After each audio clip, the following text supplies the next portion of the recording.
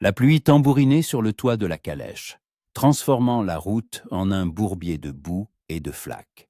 Lord Ridley Thorne regardait par la fenêtre les silhouettes floues des arbres qui défilaient derrière la vitre et serrait dans sa main la lettre arrivée 3 jours plus tôt. « Elle est de retour. Venez immédiatement. La famille est en émoi. Nous avons besoin de votre aide. Sir Henry Hutchins. » 4 courtes lignes qui avaient bouleversé sa vie. Elle était de retour. Laura Hutchins. La jeune femme qui avait disparu 2 ans plus tôt, la veille de son mariage avec le baron Wilford. Celle que l'on avait cherchée dans toute l'Angleterre, à Londres, à Brighton, à Bath, dans chaque ville portuaire. Celle que l'on croyait morte, enlevée ou enfuie à l'étranger. Celle dont il avait dirigé les recherches à la demande de son père, parce qu'il était un ami de la famille, parce qu'il le devait, parce qu'il l'aimait. Ridley ferma les yeux, s'adossant au siège. 2 ans. 2 maudites années qu'il vivait avec un vide dans la poitrine, des questions sans réponse et une culpabilité qui le rongeait de l'intérieur. Il aurait dû remarquer quelque chose. Il aurait dû comprendre que quelque chose n'allait pas. Il aurait dû la sauver avant qu'elle ne disparaisse. Mais il n'avait rien remarqué. Il avait été aveugle. Et maintenant, elle était de retour, vivante. Et il n'avait aucune idée de ce qui l'attendait. La calèche s'arrêta devant le portail du domaine des Hutchins, le manoir d'Oakridge, une ancienne bâtisse de briques rouges flanquée de tourelles aux angles et percée de rangées de hautes fenêtres. Une maison où il était venu des dizaines de fois, où il avait ri et bu du vin avec Sir Henry, où il avait dansé avec Laura pour son 18e anniversaire. Le majordome l'accueillit à l'entrée. Son visage était impassible. Mais Ridley remarqua la tension dans ses épaules, le tremblement nerveux de ses doigts lorsqu'il prit son manteau. « Milord, Sir Henry vous attend dans son bureau. »« Et Miss Hutchins ?»« Dans ses appartements, milord. Elle préfère ne recevoir personne. » Ridley hocha la tête, ravalant sa déception. Bien sûr, elle venait de rentrer. Elle était probablement épuisée, effrayée. Pas prête à voir qui que ce soit. Mais il devait la voir. S'assurer de ses propres yeux qu'elle était en vie, qu'elle était bien là, que ce n'était pas une nouvelle fausse piste, une cruelle ironie du sort. Sir Henry semblait avoir vieilli de 10 ans. Ses cheveux grisonnants s'étaient enclairsemés, ses ridés s'étaient creusés, et dans ses yeux d'un brun sombre, comme ceux de Laura, se lisaient la fatigue et autre chose encore. La peur, le soulagement, le désespoir. « Et Ridley, » dit-il en se levant de son bureau pour lui tendre la main. « Merci d'être venu si vite. »« Je serais venu plus vite si j'avais pu, » répondit Ridley en lui serrant la main, sentant à quel point elle tremblait. « Où est-elle? Comment va-t-elle? Que s'est-il passé ?» Sir Henry se rassit lourdement dans son fauteuil et se passa une main sur le visage. Elle est apparue il y a 3 jours. Dans la soirée. Elle a simplement frappé à la porte, comme si elle rentrait d'une promenade. Sans bagage, sans explication. Vêtue d'une robe simple, usée, qui n'était pas la sienne. Maigre, pâle, avec une sorte de vide dans le regard. A-t-elle dit où elle était? Non, répondit Sir Henry en secouant la tête. Elle ne parle pas. Pas du tout. Pas un mot sur ce qui s'est passé, où elle a passé ces 2 années. Pourquoi elle s'est enfuie? Qui l'a retenue ou cachée? Rien. Elle reste assise dans sa chambre, regarde par la fenêtre et se tait. Ridley serra les poings. Que pouvait-il lui être arrivé? Qu'est-ce qui avait pu briser à ce point cette jeune femme si pleine de vie, de rires et de feu? Comment va Lady Hutchins? Ma femme est en pleine crise de nerfs, répondit sèchement Sir Henry. Elle se réjouit du retour de sa fille, oui, tout en étant terrifiée par ce que les gens vont dire. Le baron Wilford a déjà envoyé une lettre. Il exige des explications. Il estime avoir le droit de savoir pourquoi sa fiancée s'est enfuie la veille du mariage. Au diable le baron Wilford, lança sèchement Ridley. Laura était plus importante que son orgueil. Je suis d'accord, dit Sir Henry en levant les mains. Mais la société ne le voit pas ainsi. Le scandale a été énorme. Tout le monde parlait de la fiancée en fuite. La réputation de Laura est ruinée, ruinée. Si elle ne donne pas d'explication, si elle ne dit pas qu'elle a été... Il hésita, qu'elle a été contrainte de partir, qu'elle a été enlevée ou trompée. Alors tout le monde pensera qu'elle s'est simplement enfuie, qu'elle est souillée. Elle n'est pas souillée, dit Ridley, les dents serrées. Elle est la victime de quelque chose que nous ne comprenons pas encore. Peut-être, mais il nous faut des preuves. Il faut qu'elle parle. Ridley se leva et s'approcha de la fenêtre. Dehors s'étendait le jardin, maintenant flétri, avec ses branches nues et ses allées détrempées. Quelque part dans cette maison, Laura était assise dans sa chambre et gardait le silence. « Je veux la voir, » dit-il sans se retourner. « Elle refuse de... »« Je ne demande pas la permission, Henry, » le coupa Ridley en se tournant vers lui. « Je l'ai cherchée pendant 2 ans. Pendant 2 ans, je l'ai crue morte. J'ai le droit de m'assurer qu'elle est en vie, et je suis peut-être le seul qui puisse la faire parler. » Sir Henry le regarda longuement, puis hocha lentement la tête. « Bien, essayez, mais soyez prudent, Ridley. Elle n'est plus la jeune femme que vous avez connue. Quelque chose en elle s'est brisé. Quelque chose d'essentiel. » Ridley monta au premier étage. Ses pas résonnant lourdement dans le silence du couloir. Il s'arrêta devant la porte de la chambre de Laura, la même chambre où elle vivait avant sa disparition, où il lui avait un jour apporté un livre qu'elle désirait, où ils avaient parlé de poésie et de voyage. Il frappa. Silence. « Laura, c'est Ridley Thorne. Puis-je entrer ?» De nouveau le silence. Puis une voix basse, à peine audible. « Allez-vous-en. » Son cœur se serra de douleur. Cette voix, c'était la même, et pourtant si différente, dépourvue de sa musique, terne comme une bougie éteinte. « Je ne partirai pas, » dit-il fermement. « J'ai besoin de vous voir. De m'assurer que vous allez bien. Je ne vais pas bien. Maintenant, partez. » « Laura, je ne veux pas vous voir, » cria-t-elle, et sa voix se brisa avec une telle douleur que Ridley recula de la porte. « Je ne veux voir personne. Laissez-moi tranquille. » Il resta là, le front appuyé contre le bois froid de la porte, luttant contre l'envie de l'enfoncer et d'entrer de force. Mais ce serait une violence. Et de toute évidence, elle en en était assez. D'évidence, elle en avait assez subi ces 2 dernières années. « Très bien, dit-il doucement. Je m'en vais. Mais sachez-le, je ne quitterai pas cette maison tant que je ne saurai pas ce qui vous est arrivé. Tant que je ne serai pas certain que vous êtes en sécurité.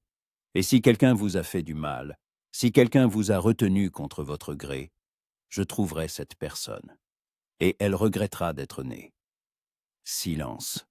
Puis un murmure à peine perceptible. « Vous ne pourrez pas me sauver. Il est trop tard. » « Et il n'est jamais trop tard, » répliqua Ridley. « Vous êtes en vie. Vous êtes à la maison. Nous arrangerons le reste. » Il attendit encore 1 minute, mais aucune réponse ne vint. Le cœur lourd, il s'éloigna de la porte et redescendit. Sir Henry l'attendait dans le hall.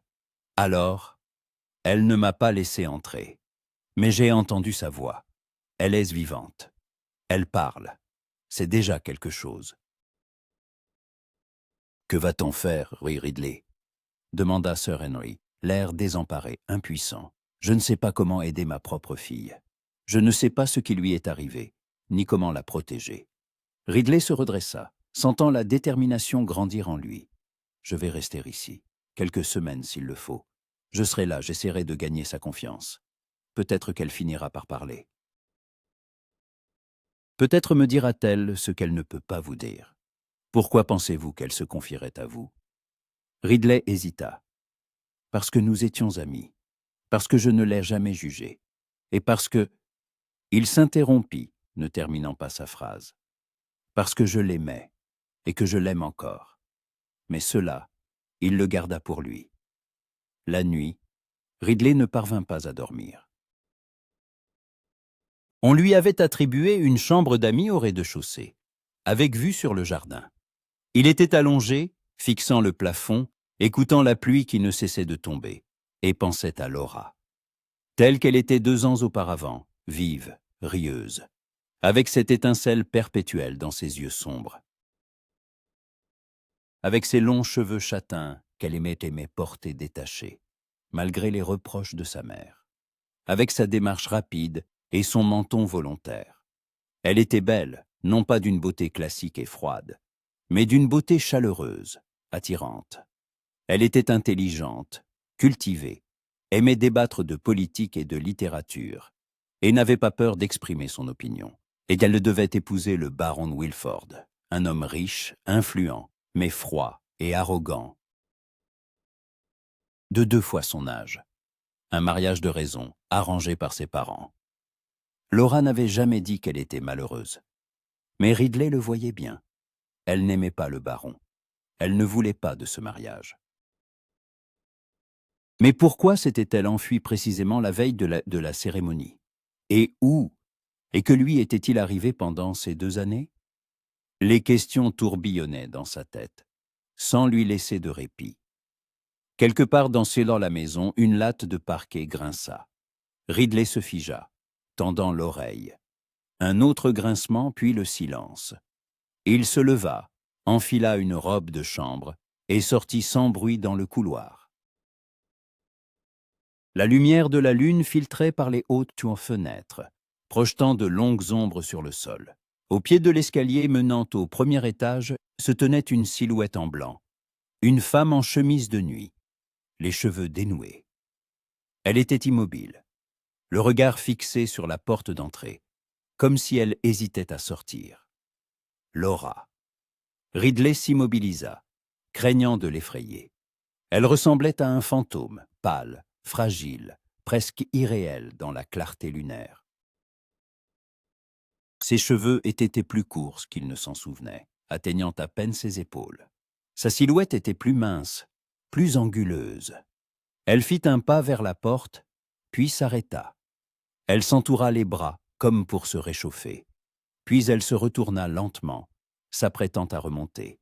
Et elle le vit. Leurs regards se croisèrent à travers le couloir. Ridley ne pouvait pas distinguer l'expression de son visage dans la pénombre, mais il la vit se raidir, ses mains se serrer en poing. Il ne bougea pas, ne parla pas.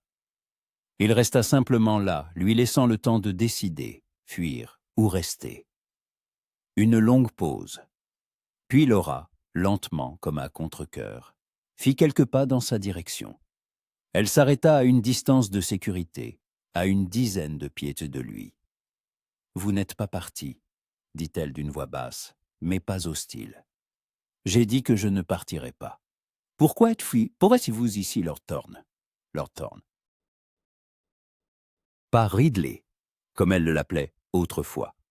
Une distance, une barrière. Je veux vous aider. Personne ne peut m'aider. Laissez-moi essayer. Elle secoua la tête. À la lumière de la lune, il vit son visage plus clairement, les mêmes traits dont il se souvenait, mais changés. Ses pommettes étaient plus saillantes, des ombres creusaient en ses yeux, ses lèvres avaient perdu leur couleur.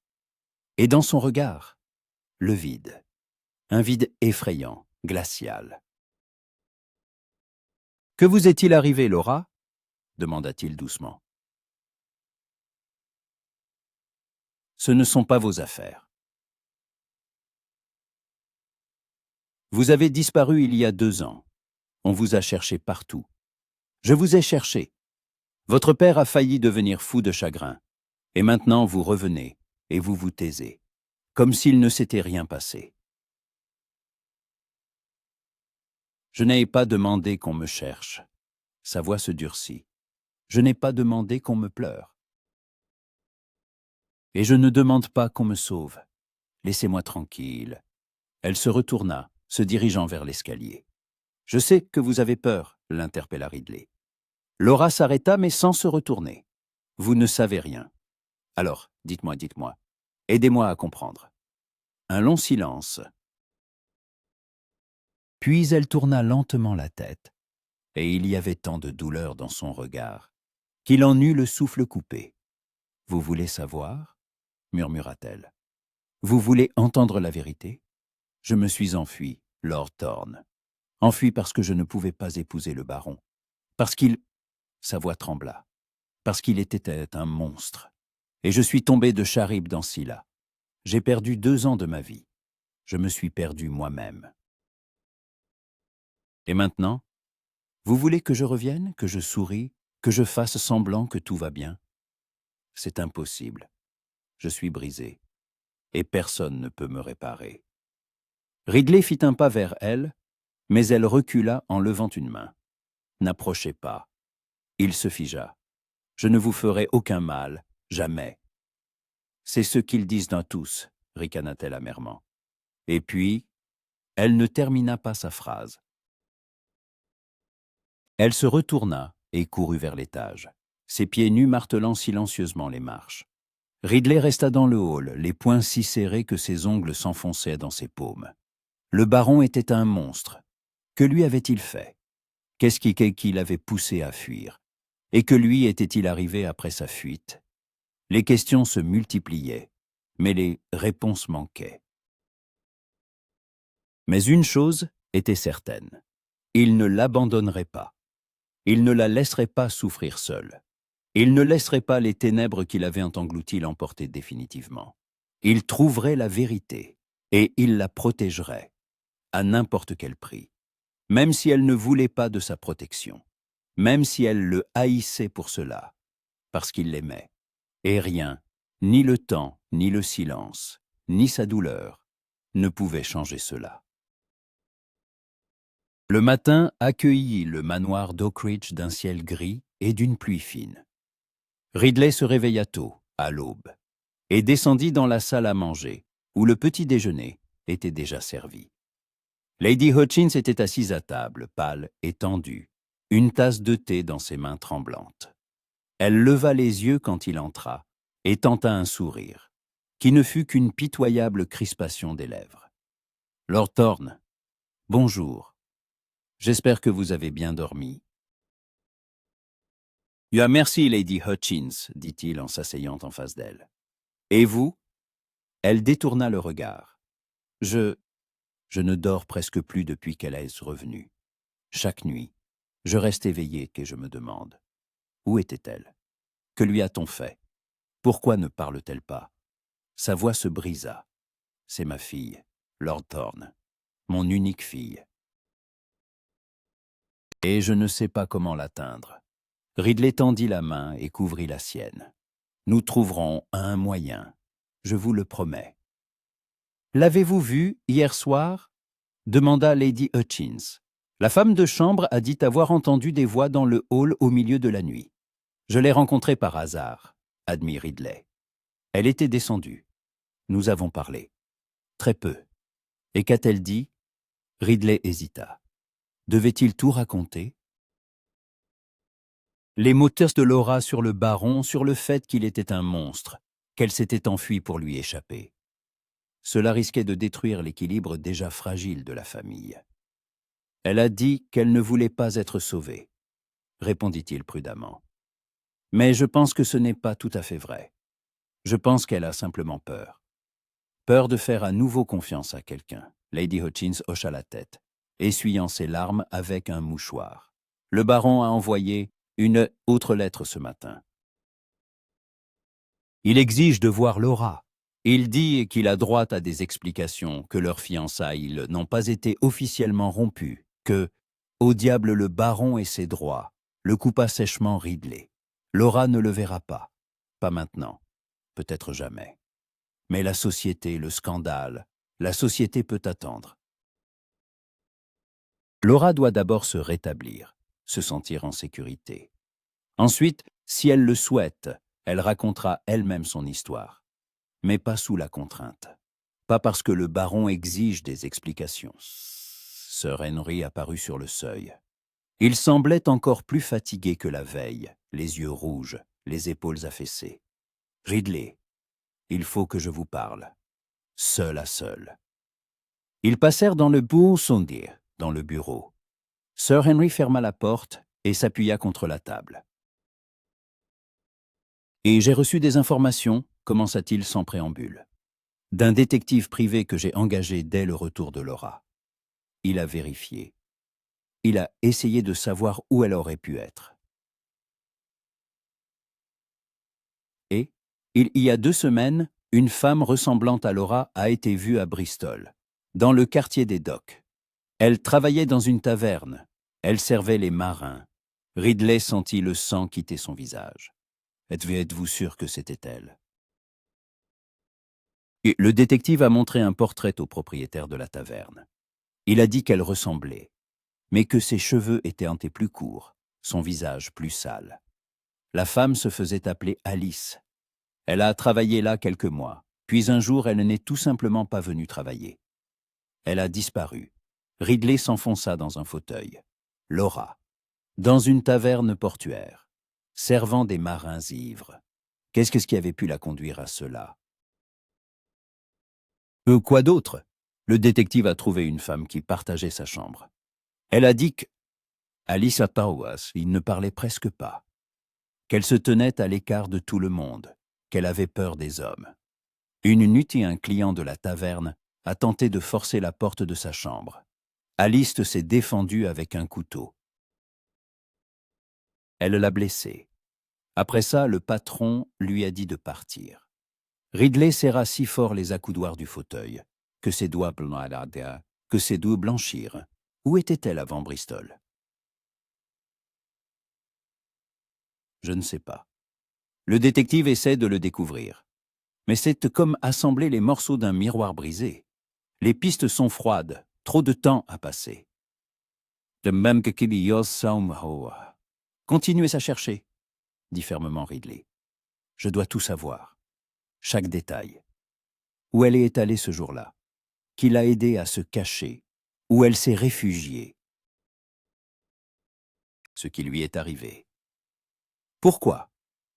Sir Henry le regarda avec perplexité. Elle est à la maison, elle est en vie. N'est-ce pas suffisant? Non, dit Ridley en se levant pour s'approcher de la fenêtre. Parce que quelqu'un lui a fait du mal, quelqu'un l'a brisé, et cette personne doit payer. Tant que nous ne connaîtrons pas de la vérité, elle ne pourra pas guérir. Elle vivra dans la peur, dans le silence, dans ce maudit vide qu'Edith est devenu sa vie. Sir Henry le regarda longuement, puis hocha lentement la tête. « Vous l'aimez, dit-il. » Ce n'était pas une question, mais une constatation. Ridley ne répondit pas, mais son silence était plus éloquent que des mots. Dans la journée, Ridley erra dans le domaine, essayant de rassembler ses pensées. La pluie avait enfin cessé, et il sortit dans le jardin, détrempé, morne, jonché de feuilles mortes. Il marchait sans but quand soudain il la vit. Laura était assise sur un banc près d'une vieille fontaine qui ne fonctionnait plus depuis longtemps. Elle portait une robe bleu foncé, trop grande pour elle, manifestement pas à sa taille. Ses cheveux étaient rassemblés en un simple chignon sur sa nuque. Elle regardait l'eau dans le bassin de la fontaine, où flottaient des feuilles jaunes. Ridley s'arrêta sur l'allée, hésitant à s'approcher. Mais elle l'avait déjà remarqué. Elle tourna la tête, et leurs regards se croisèrent. Pendant quelques secondes, ils se regardèrent simplement. Puis Laura se détourna de nouveau, mais sans se lever, sans fuir. C'était une permission silencieuse.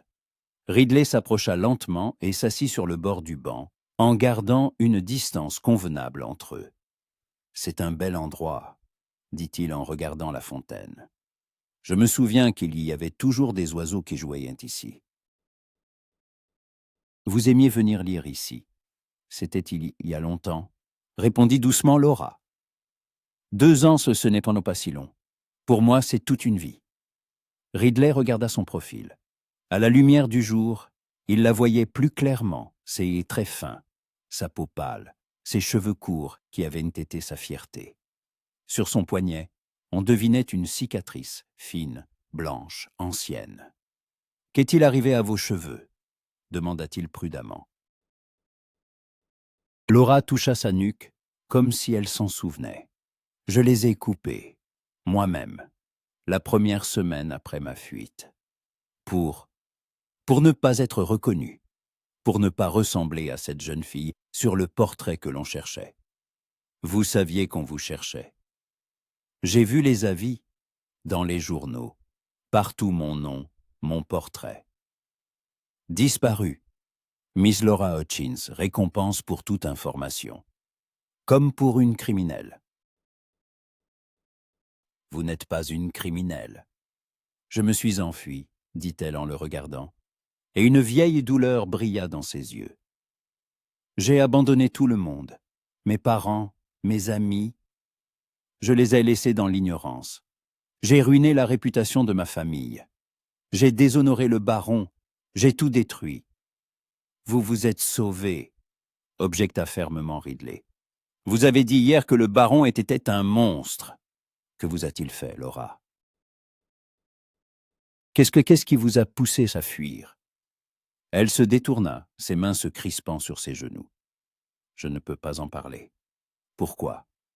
Parce que si je le dis, si les mots sont prononcés à voix haute, cela deviendra réel, définitivement réel, et je ne veux pas que ce soit la vérité.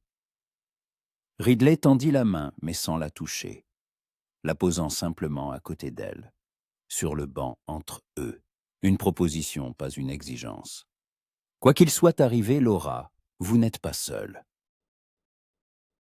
Je suis là. Votre famille est là. Nous ne vous abandonnerons pas. Vous ne comprenez pas, murmura-t-elle. Personne ne comprendra. Personne ne me croira. Ils diront que je mens, que j'exagère, que c'est de ma faute. Moi, je vous croirai? Elle se tourna vers lui, des larmes brillant dans ses yeux. Pourquoi? Pourquoi? Pourquoi en êtes-vous si sûr? Parce que je vous connais. Je sais que vous ne mentez pas. Je sais que vous n'êtes pas du genre à inventer des drames. Si vous dites qu'il était un monstre, alors qu'il l'était. Une larme roula sur sa joue. Elle l'essuya d'un geste brusque, comme si elle était en colère contre sa propre faiblesse. Il buvait, commença-t-elle, la voix tremblante. Beaucoup. Et quand il avait bu, il devenait violent. Je ne le savais pas avant les fiançailles. Il était toujours si courtois, si respectable en société. Mais après l'annonce des fiançailles, tout a changé. Il venait plus souvent. Il exigeait de passer du temps seul avec moi. Il disait qu'il en avait le droit. Nous étions fiancés, après tout. Mes parents acceptaient. Ils ne voyaient pas, ne remarquaient pas. Elle s'interrompit, sa respiration s'accélérant. Que faisait-il? Demanda doucement Ridley, bien que chaque mot lui coûtât. Il m'attrapait, brutalement. Il me laissait des bleus sur les bras. Il disait des horreurs. Il disait que lorsque nous serions mariés, je lui appartiendrais, qu'il me rendrait obéissante, qu'il m'apprendrait quelle était la place d'une femme. Sa voix devint plus dure, teintée de colère. Une semaine avant le mariage, il est arrivé ivre. Il m'a enfermé dans la bibliothèque. Il a essayé de... Elle ne termina pas, mais Ridley comprit. Une fureur si intense l'envahit qu'il se retint à peine de bondir, de crier. Je l'ai repoussé, continua Laura, le regard perdu dans le vide. Je l'ai frappé à la tête avec un chandelier. Il est tombé. J'ai cru que je l'avais tué. J'ai eu peur de l'avoir tué. Mais il a repris connaissance, s'est relevé et est parti sans rien dire. Le lendemain, il est revenu comme si de rien n'était, souriant, poli, et j'ai compris. Si je l'épousais, il me tuerait. Peut-être pas tout de suite, peut-être dans 1 an ou 10 ans, mais il me tuerait. et personne ne m'aiderait, parce que je serais sa femme, sa propriété. Ridley ferma les yeux, luttant contre l'envie de trouver le baron et de le mettre en pièces à main nue. Pourquoi n'avez-vous rien dit à vos parents? J'ai essayé, ricana-t-elle amèrement. Ma mère a dit que tous les hommes sont parfois brusques, que j'exagérais, qu'après le mariage, ils se calmeraient. Mon père n'a pas voulu écouter. Il avait déjà signé le contrat de mariage, reçu la dot du baron. Tout était décidé. C'est pour ça que vous vous êtes enfui. Je n'avais pas le choix. La veille du mariage, j'ai rassemblé quelques affaires, pris l'argent que j'avais réussi à économiser, et je suis parti. J'ai loué une calèche pour Londres, puis un train pour Bristol. Je pensais que je pourrais recommencer à zéro, trouver un travail, vivre tranquillement, discrètement. Elle eut un rire vide, sans vie. Quelle idiote! Une jeune femme sans référence, sans relation. Qui m'aurait donné un travail décent? Vous avez travaillé dans une taverne. Laura se tourna brusquement vers lui, vous le savez. Votre père a engagé un détective.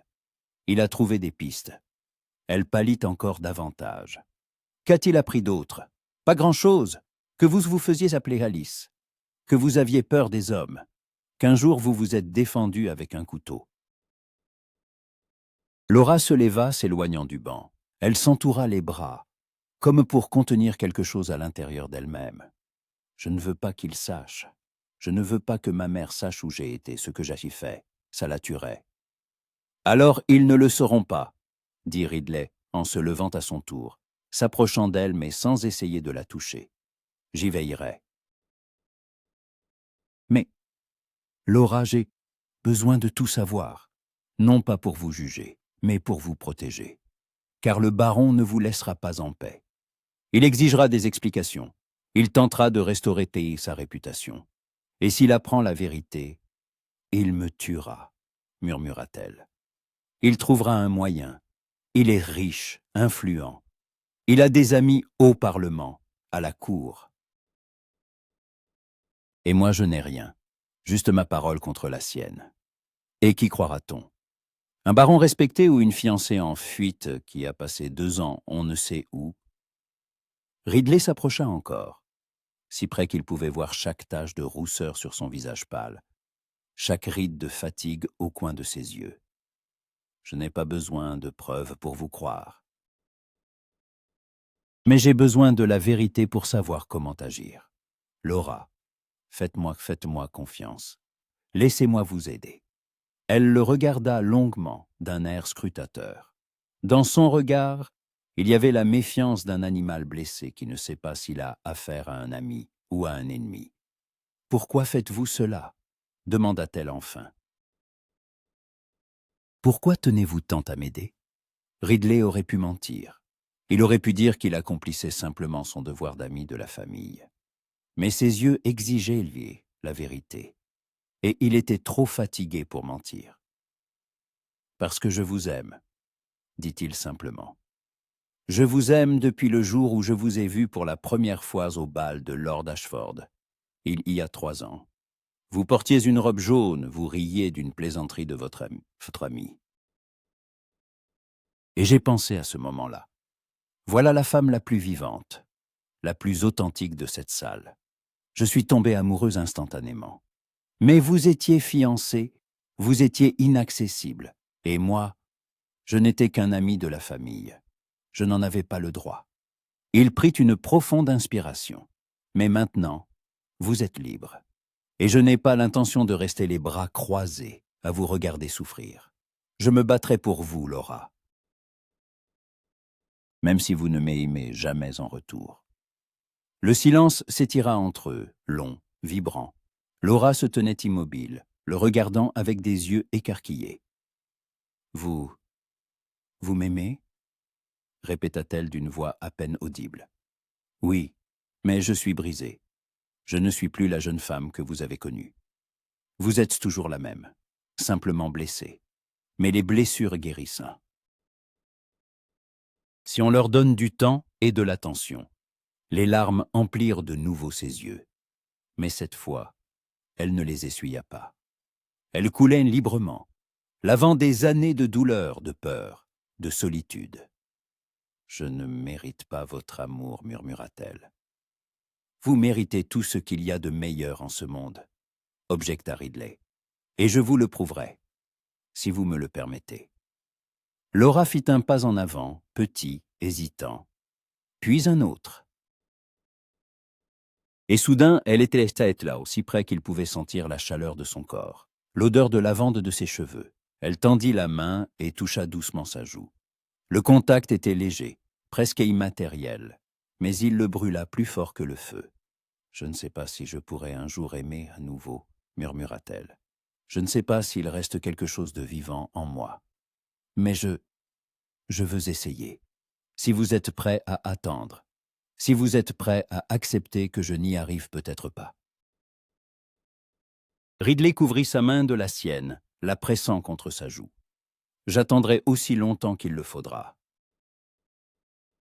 Et si vous n'y arrivez pas, je serai là, toujours. » Elle se blottit contre sa poitrine, et il la serra dans ses bras, doucement, avec précaution, comme s'il tenait quelque chose d'infiniment fragile et précieux. Ils restèrent ainsi, immobiles, tandis que le crépuscule tombait sur le jardin, que les premières étoiles perçaient le ciel gris. Et pour la première fois en 2 ans, Laura sentit que peut-être tout n'était pas perdu, que peut-être il y avait un espoir, petit, fragile, mais réel. Les jours suivants apportèrent une trêve prudente et fragile. Laura commença à sortir plus souvent de sa chambre. D'abord seulement tôt le matin, quand tout le monde dormait encore, puis dans la journée, pour aller au jardin ou à la bibliothèque. Elle évitait la salle à manger pendant les repas communs, préférant manger seule, mais c'était déjà un progrès. Au moins, elle ne s'enfermait plus entre 4 murs comme les premiers jours après son retour. Ridley la voyait tous les jours. Parfois, il parlait, par phrases courtes, par bribes de souvenirs d'une époque où tout était plus simple. Parfois, ils restèrent simplement assis l'un à côté de l'autre en silence. Dans la bibliothèque près de la cheminée, dans le jardin sur le banc près de la fontaine. Il ne la pressait pas, ne posait pas de questions inutiles. Il était simplement là. Une présence sans exigence, et peu à peu, jour après jour, Laura commença à se dégeler. Pas complètement, pas entièrement, mais quelque chose changeait dans son regard. Le vide se retirait lentement, laissant place à un espoir prudent. Mais l'ombre du passé planait toujours sur eux. Le baron Wilford arriva au manoir d'Oakridge le 6e jour après l'arrivée de Ridley. Il n'avait pas prévenu de sa visite, il apparut simplement dans l'après-midi, dans une calèche noire, arborant ses armoiries sur la portière, accompagné d'un serviteur. Un homme grand, aux épaules larges, d'environ 45 ans, avec des tempes grisonnantes et un visage froid. Vêtu impeccablement, une canne à pommeau d'argent à la main. Ridley l'accueillit dans le hall avec Sir Henry. Lady Hutchins avait disparu à l'étage, ne souhaitant pas participer à cette rencontre. « Baron Wilford, » dit Sir Henry avec une inclination tendue, « nous ne vous attendions pas. »« J'ai envoyé des lettres, » répondit froidement le baron. « 3 lettres en 1 semaine, et pas une seule réponse. Je suis las d'attendre. Les circonstances sont complexes. » « Les circonstances ?» Le baron haussa la voix. « La femme qui devait devenir mon épouse disparaît la veille du mariage, me couvrant de honte devant toute la société. Depuis 2 ans, je vis avec cette marque. 2 ans que je supporte les chuchotements dans mon dos, les moqueries, la pitié. Et maintenant, elle revient, et personne ne juge nécessaire de m'expliquer où elle était et ce qui s'est passé. J'ai le droit de savoir. » Ridley s'avança. Sa voix était calme mais ferme. « Miss Hutchins n'est pas tenue de vous donner des explications, baron. Vos fiançailles ont été rompues au moment où elle est partie. vous n'avez plus aucun droit sur elle. Le baron se tourna vers lui, le toisant de la tête aux pieds. Lord Thorne, n'est-ce pas? L'ami de la famille. Celui qui a si assidûment cherché la fiancée disparut. Son ton était moqueur. Pour autant que je sache, vous n'êtes pas membre de cette famille. Et votre opinion ne m'intéresse pas. Ah, néanmoins, je suis là, rétorqua Ridley sans reculer. Et je ne vous permettrai pas de déranger Miss Hutchins. Déranger? Le baron eut un sourire méprisant. Je souhaite seulement lui parler. Entendre de sa propre bouche pourquoi elle a agi comme elle l'a fait. Est-ce trop demandé? Oui, répondit fermement Ridley. Elle n'est pas prête à vous rencontrer. Alors quand le sera-t-elle? Dans une semaine, dans un mois, dans un an. Le baron frappa le sol avec sa canne. Ou peut-être n'est-elle qu'une lâche qui a peur de me regarder dans les yeux après ce qu'elle a fait. Ridley fit un pas en avant, les poings serrés. Surveillez votre langage, baron. Sinon quoi? Le baron le regarda d'un air de défi. Vous me provoquerez en duel, pour l'honneur d'une femme qui s'est déshonorée en s'enfuyant d'on ne sait où pendant 2 ans. Assez! La voix venait de l'escalier, basse, mais perçante. Tous se retournèrent. Laura se tenait sur le palier du premier étage, s'agrippant à la rampe. Elle était pâle, ses mains tremblaient, mais son menton était levé, une lueur de détermination dans ses yeux. « Je vais lui parler », dit-elle en regardant Ridley. « Je le dois. »« Laura, non », fit Ridley en s'avançant vers l'escalier. « Tu n'es pas obligé. »« Je sais, » dit-elle en descendant lentement, chaque marche lui coûtant un effort. « Mais je suis fatigué de me cacher, fatigué d'avoir peur. Si je veux reprendre ma vie, je dois affronter mon passé, même si c'est douloureux. » Elle s'arrêta devant le baron, et Ridley la vit tressaillir lorsque leurs regards se croisèrent. Il vit la peur qui traversa ses yeux, mais elle ne recula pas. « Bonjour, baron Wilford, » dit-elle, la voix tremblante mais ferme. « Vous vouliez me parler ?» Le baron la regarda longuement d'un air scrutateur. Quelque chose passa dans ses yeux, de la surprise, de la déception. Mais il se ressaisit rapidement.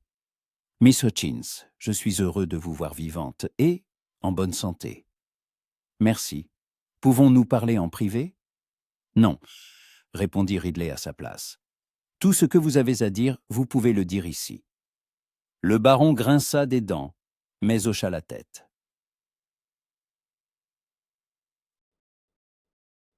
« Comme vous voudrez. » Il se tourna vers Laura. « Je pense que vous comprenez que j'ai droit à une explication. Il y a 2 ans, vous avez disparu la veille de notre mariage.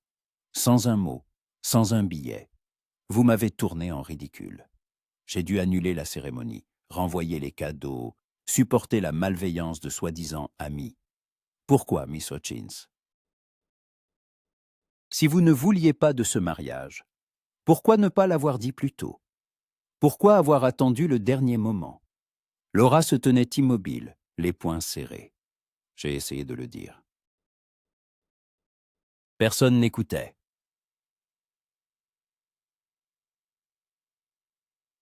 Le baron haussa un sourcil. « Je ne me souviens pas de vos tentatives. » Parce que vous ne vouliez pas entendre, sa voix se raffermit. Vous vouliez une fiancée obéissante qui se tairait et se soumettrait. Mon opinion, mes désirs, mes craintes ne vous intéressaient pas. Vous ne voyez en moi qu'un joli jouet à exposer dans votre maison pour vos invités. « C'est absurde !» rétorqua froidement le baron. « Je vous ai toujours traité avec respect. » Avec respect, Laura fit un pas en avant, et une flamme s'alluma dans ses yeux. Pour la première fois depuis longtemps, Ridley revit en elle la jeune femme qu'il avait connue. Vous appelez cela du respect.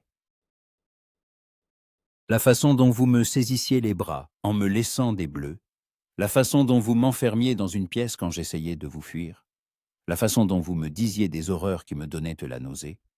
Le baron pâlit. « Je n'ai jamais... » « Menteur !»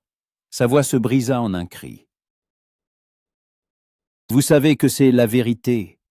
Vous vous souvenez de cette soirée dans la bibliothèque, une semaine avant le mariage? Quand vous êtes arrivé ivre et que vous avez essayé de prendre ce que je n'avais pas l'intention de vous donner. Quand je vous ai frappé avec un chandelier pour me défendre. Vous vous en souvenez. Le silence dans le hall était absolu. Sir Henry regardait le baron avec horreur. Ridley serrait les poings si fort que ses ongles s'enfonçaient dans ses paumes. Le baron resta silencieux quelques secondes, puis se redressa lentement. « Vous mentez » dit-il froidement. « Vous inventez des fables pour justifier votre propre comportement impardonnable. Je n'ai jamais levé la main sur vous. Je ne vous ai jamais menacé. Je ne mens pas » dit Laura en relevant la manche de sa robe, découvrant son poignet. Sur sa peau pâle, on voyait de vieilles cicatrices fines, blanches mais visibles. « Voici les marques de vos doigts, baron. De cette fois où vous m'avez attrapé dans le jardin et essayé de m'embrasser de force. Je me suis débattu, mais vous serriez si fort que la peau s'est déchirée sous vos ongles. » Le baron regarda les cicatrices, et quelque chose changea sur son visage. Le masque de la courtoisie tomba, révélant une fureur glaciale. « Même si c'était vrai, » siffla-t-il entre ses dents, « cela ne vous donne pas le droit de me déshonorer. Vous étiez ma fiancée. J'avais certains droits, vous n'aviez aucun droit. » Ridley ne pouvait plus se taire. Il s'interposa entre Laura et le baron, la protégeant de son corps. Des fiançailles ne donnent pas à un homme le droit de violenter une femme.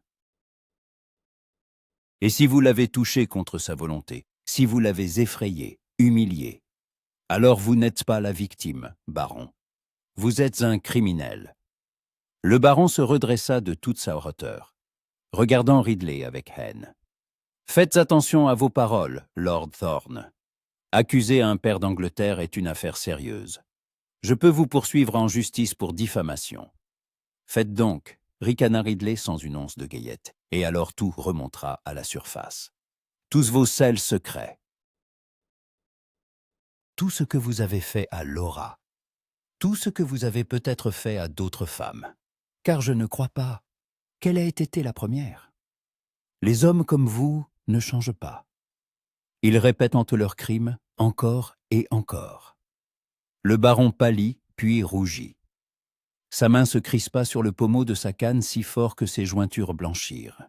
« Vous le regretterez, » siffla-t-il. « Tous les deux. Vous croyez pouvoir m'accuser et rester impuni? Je vous anéantirai.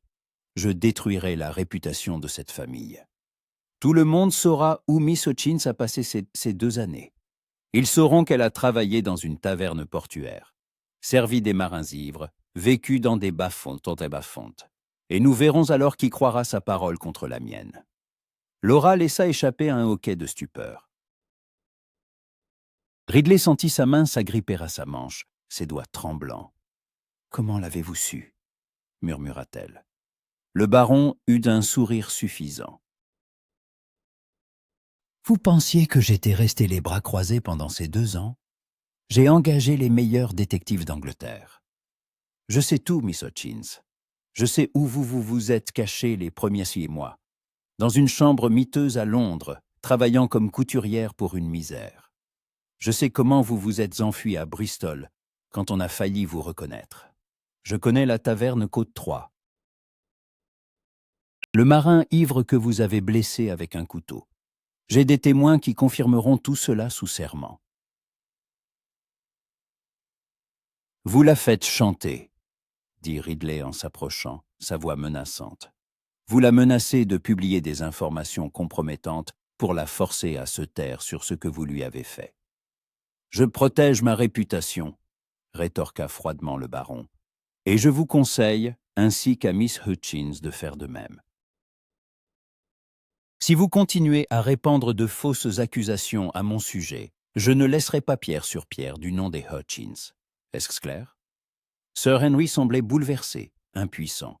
Il ouvrait et fermait la bouche sans trouver ses mots. Mais Laura, elle, les trouva. Elle contourna Ridley et se plaça face au baron. « Faites ce que vous voulez, dit-elle, la voix basse mais ferme. Racontez à tout le monde où j'étais. Racontez que j'ai travaillé dans une taverne, que j'ai vécu dans la misère, que je me suis battu pour survivre chaque jour. Qu'ils le sachent, je n'ai plus honte, parce que je faisais ce que je devais faire pour rester en vie, pour ne pas retourner auprès de vous. Et si les gens me jugent pour cela, qu'ils me jugent. Au moins, je dis la vérité. Tandis que vous êtes un menteur et un lâche qui se cache derrière son titre et son argent. » Le baron la regarda avec stupéfaction, comme s'il ne pouvait croire que cette jeune femme timide et soumise puisse prononcer de tels mots. « Vous êtes folle, finit-il par articuler. Vous ne mesurez pas la portée de vos paroles. Je la mesure parfaitement, dit Laura en relevant le menton. Je dis ce que j'aurais dû dire il y a 2 ans. Vous êtes un homme cruel et méprisable, baron Wilford. Et je suis heureuse de vous avoir fui. Heureuse de ne pas être devenue votre femme. Parce qu'une vie de misère, de peur et de solitude était toujours préférable à une vie avec vous. Un silence pesant, vibrant, s'installa. Le baron se tenait là, regardant Laura avec une expression qui était un mélange de fureur, de choc et d'autres choses encore, d'orgueil blessé. Puis, il se retourna et se dirigea vers la porte. « Vous le regretterez », lança-t-il par-dessus son épaule. « Tous, je reviendrai. Et nous verrons alors qui rira le dernier. » La porte claqua derrière lui. Le bruit des sabots, la calèche s'éloigna. Laura resta là, fixant la porte fermée, tremblant de tout son corps. Puis ses jambes se dérobèrent, et elle commença à tomber. Ridley la rattrapa avant qu'elle ne touche le sol.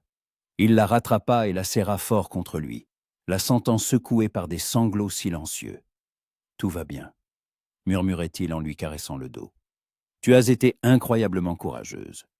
Tu lui as dit la vérité. Tu ne l'as pas laissé t'intimider. »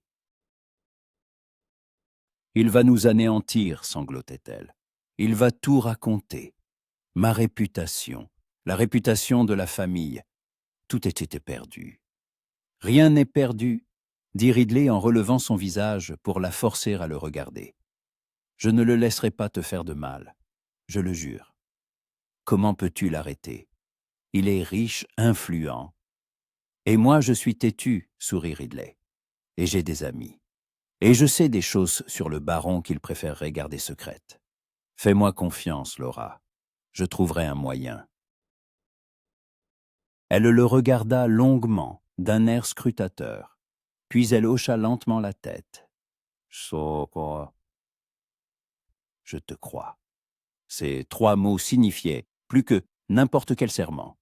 Tard dans la soirée, Ridley était assis dans le bureau de Sir Henry, discutant d'un plan d'action. « Il nous faut des preuves, » disait Ridley en arpentant la pièce. « Des témoignages que le baron a bien été violent avec Laura. Qu'elle n'invente rien. Mais qui peut le confirmer ?» Sir Henry écarta les bras, impuissant. Ils étaient toujours seuls.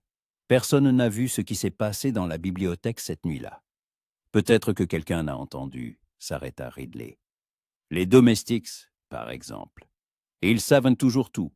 Ou peut-être que le baron a parlé de Laura à l'un de ses amis, se vantant de ses intentions. Vous voulez que j'interroge les domestiques? Fronça les sourcils, Sir Henry. C'est humiliant.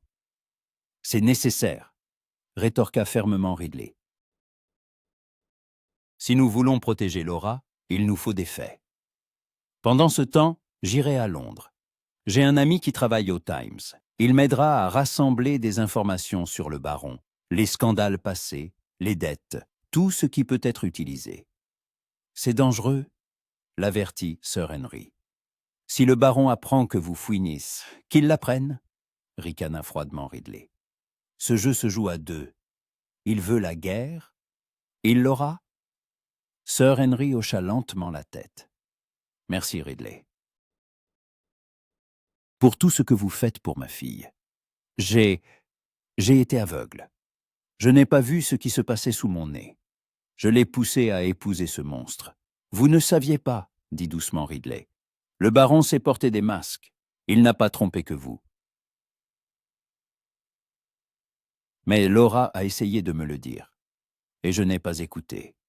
La voix de Sir Henry trembla. J'ai trahi ma propre fille. Alors, rachetez-vous maintenant, dit Ridley en posant une main sur son épaule. Soutenez-la. Croyez-la. Prenez son parti quoi qu'il arrive. C'est tout ce dont elle a besoin. Sir Henry hocha la tête, s'essuyant les yeux. Je le ferai, je le jure. Cette nuit-là, Ridley ne put dormir. Il se tenait à la fenêtre de sa chambre, regardant le jardin baigné de lune, et pensait à Laura. À la façon dont elle s'était tenue devant le baron, tremblante mais insoumise. À la façon dont elle lui avait dit la vérité en face, sans craindre les conséquences. À la façon dont elle avait pleuré dans ses bras, ensuite, épuisée mais pas brisée. Elle était plus forte qu'elle ne le pensait, plus forte que n'importe lequel d'entre eux ne le pensait. Et il ferait tout pour protéger cette force, pour ne pas laisser le baron la détruire à nouveau. Même si cela devait lui coûter tout ce qu'il possédait. Ridley partit pour Londres le lendemain matin, sans avoir revu Laura. Il lui laissa un mot, court mais sincère. Cut 4. Le trajet jusqu'à la capitale prit presque toute la journée. La calèche tanguait sur les routes défoncées, la pluie s'intensifiait puis diminuait, transformant le paysage en une toile grise et floue. Ridley ne prêtait aucune attention à l'inconfort. Ses pensées étaient entièrement tournées vers un seul objectif. Trouver une arme contre le baron. Il savait que les hommes comme Wilford se limitaient rarement à une seule victime. Si le baron avait été violent avec Laura, il y en avait eu d'autres. Il fallait seulement les trouver, les faire parler. À Londres, Ridley s'installa dans sa résidence de Mayfair et envoya immédiatement des missives à plusieurs personnes, de vieux amis en qui il avait confiance, ceux qui avaient des relations dans les cercles appropriés. Le premier à répondre fut Philip Granger, un camarade d'université, qui travaillait désormais comme rédacteur en chef au Times.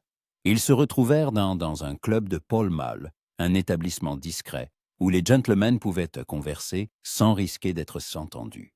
Philippe était un homme de petite taille, au regard perçant et aux cheveux perpétuellement en désordre. Il fumait la pipe, installé dans un fauteuil en cuir face à Ridley. « Le baron Wilford, dit-il d'un air songeur, un personnage intéressant, riche, influent, avec des relations au Parlement. Mais il y a des rumeurs. » « Quelles rumeurs ?» s'empressa de demander Ridley. « Sur sa première femme. Elle est morte il y a 10 ans, officiellement, de la fièvre. Mais sa dame de compagnie affirmait que Lady Wilford avait peur de son mari, qu'il la battait. Qu'une semaine avant sa mort, elle avait des bleus aux bras et au cou. Ridley serra les poings. Et pourquoi personne n'a-t-il enquêté? Le baron est trop influent. La dame de compagnie a été renvoyée. On l'a payée pour qu'elle se taise. Le médecin qui a examiné le corps a confirmé le diagnostic de fièvre. L'affaire a été classée. Philippe tira sur sa pipe. Mais je me souviens de ce qui se disait à l'époque. Il y avait des chuchotements. Seulement, personne n'osait parler à voix haute. Où y a-t-il eu d'autres femmes, après la mort de sa femme? Pour autant que je sache, il a courtisé plusieurs dames. L'une d'elles était Miss Caroline d'Evreux. Les fiançailles ont été annoncées, mais rompues subitement un mois plus tard. La raison officielle: incompatibilité de caractère. Miss d'Evreux est partie chez des parents en Écosse et n'est jamais revenue à Londres. Peux-tu savoir où elle se trouve maintenant? Philippe hocha la tête. Je vais essayer, mais ça prendra du temps. Et rien ne garantit qu'elle voudra parler. 7 ans ont passé. Say, insista Ridley. J'ai besoin de témoignages, de preuves que le baron est un prédateur, que Laura n'est pas sa seule victime. Philippe l'observa longuement. Tu es amoureux de cette jeune femme. Ce n'était pas une question, mais Ridley répondit quand même. Oui, et je ne le laisserai pas détruire sa vie une nouvelle fois. Sois prudent, Ridley, dit sérieusement Philippe. Le baron Wilford est un adversaire dangereux. Il a l'argent, le pouvoir, les relations. S'il se sent menacé, il pourrait agir de manière imprévisible. J'y suis préparé. Le lendemain, Ridley rencontra une autre personne. Lord Christopher Ellis, un cousin éloigné qui travaillait au ministère de l'Intérieur. Ils se retrouvèrent dans un parc, loin des regards indiscrets. Christopher, de 5 ans l'aîné de Ridley, était un homme aux cheveux grisonnants, réservé et à l'esprit vif. « Le baron Wilford », répéta-t-il après que Ridley lui eut exposé la situation. « J'ai entendu ce nom. Il soutient certains projets de loi au Parlement. Il vote toujours pour un durcissement des peines contre les femmes accusées de conduite immorale. Ironique, n'est-ce pas? Hypocrite, corrigea Ridley. Exactement. Christopher s'arrêta près d'un étang, regardant les canards. Qu'attendais-tu de moi? Des informations. N'importe lesquelles.